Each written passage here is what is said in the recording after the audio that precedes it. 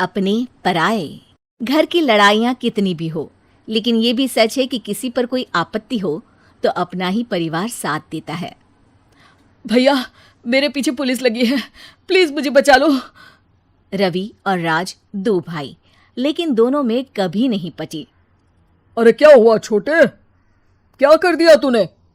अरे कुछ नहीं भैया, मेरा दोस्त है ना राजू, वो मुझे लेकर बैंक गया था। मुझे नहीं पता भैया कि वो वहाँ बैंक लूटने जा रहा है। मैं उसके साथ बैंक में घुसते ही सीसीटीवी कैमरे में दिख गया हूँ। अब पुलिस मुझे ढूंढ रही है भैया, मुझे बचा लो। राज कुछ सोचता है, फिर कहता है, ओके, तुम यहीं रुको, मेरा एक दोस्त पुलिस में है, मैं बात करता हूँ। तभी वहां रवि की बीवी राज की बीवी के साथ आ जाती है। तुम लोगों के घर जब तक पुलिस का आना जाना है, बच्चों को यहीं छोड़ दो, उन पर असर ठीक नहीं पड़ेगा। तभी वहां पुलिस आ जाती है। चलो चलो, कौन है रवि, थाने चलो। मैंने कुछ नहीं किया, मुझे कुछ नहीं पता। अरे वो तो पुलिस स्टेशन चलकर ही पता चलेगा कि कुछ पता है कि नहीं, चलो। कहानी का फ्लैशबैक। भैया, मुझे मेरे मकान में हक चाहिए ही चाहिए। अरे लेकिन छोटा है, अभी मेरे बच्चों पर काफी खर्चा है, तेरी भाभी की भी तबीयत ठीक नहीं रहती, बजट बिल्कुल नहीं है कि मैं अलग होकर रहूं। देख लो भैया, 1 महीना है तुम्हारे पास, जल्दी से घर खाली कर दो। अरे कैसी बात कर रहे हैं भैया, मेरे शरीर में अभी इतनी हिम्मत भी नहीं कि घर को खाली करे। तो क्यों अपना पोषण बेचा भाभी? अरे तुम तो जानती हो, पिताजी की बीमारी के कारण उन्हें हमारी जरूरत थी, कैसे आते पैसे। ससुर जी तो बूढ़े थे भाभी, उनकी बीमारी में भी पैसे लगाना कौन सा अकल का काम था?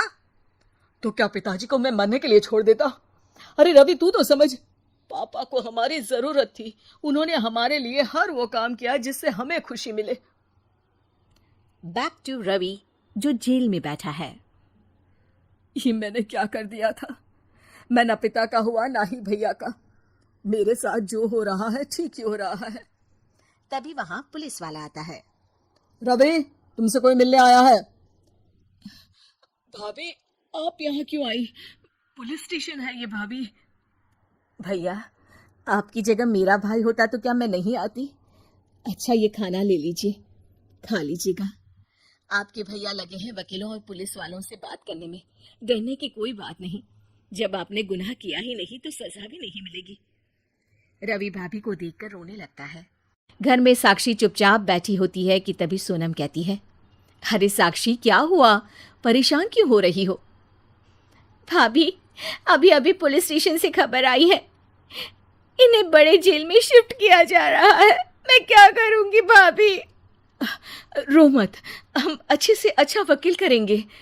लेकिन उसमें तो बड़े पैसे लगेंगे दीदी, हम इतना पैसा कहाँ से लाएंगे? अरे क्यों, ये मकान है ना, और मेरे कुछ गहने भी है। साक्षी की आंखों में पानी आ जाता है। पर दीदी, ये तो आप और भैया की मेहनत की कमाई है। पापा के बाद भी तो हम लोगों का सब खत्म हो गया था, पापा को तो बचा नहीं पाए, लेकिन भैया को जरूर बचा लेंगे, और भगवान चाहेंगे ना तो दोनों भाई मिलकर इससे भी बड़ा मकान खड़ा कर लेंगे। साक्षी। थोड़ी देर में राज वहां आता है। सोनम सही कह रही है साक्षी, पैसों की कमी के कारण किसी भी बेगुनाह को सजा नहीं मिलती। राज एक अच्छा सा वकील करता है। सोनम और साक्षी बचाए पैसे और अपने गहनों को बेचकर रवि का केस लड़ते हैं और जल्द ही रवि जेल से बाहर आ जाता है। रवि राज को गले लगाकर कहता है, भैया मुझे माफ कर दो, मुझे साक्षी ने सब कुछ बताया है।